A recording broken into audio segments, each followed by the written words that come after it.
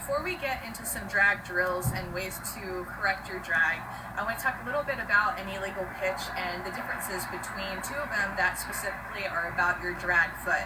So one is called a leap, and the other one is called a replant, or also known as a crow hop.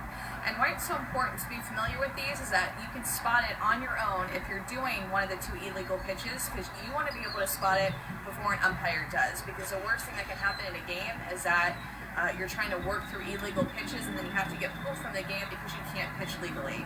So especially for you younger pitchers, try to really get your drag correct at a young age, so that is not a problem that you have to fix once you get into high school, or even worse once you get to college, because then you have such bad foundation and mechanics that it's harder to go back and change it. So be aware of it now.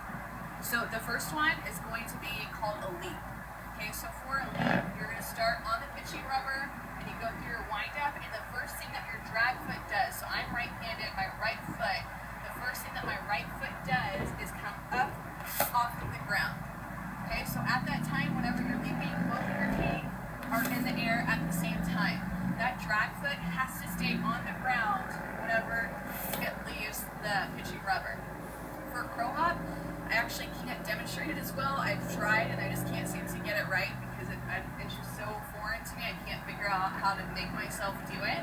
But for a replant, a pitcher will actually drag a little bit, her foot will come up in the air, replant, and then drag back behind her. So it would look a little bit like that. So it's different because all of your weight goes back to your right foot, and then you get more weight behind it, and then you come back through for a drag. So be sure to notice your drag should be smooth.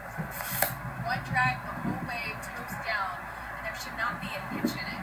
If there's a hitch, that's you losing a little bit of energy, and also that's you about to turn it into an illegal pitch, which is what you want to stay away from.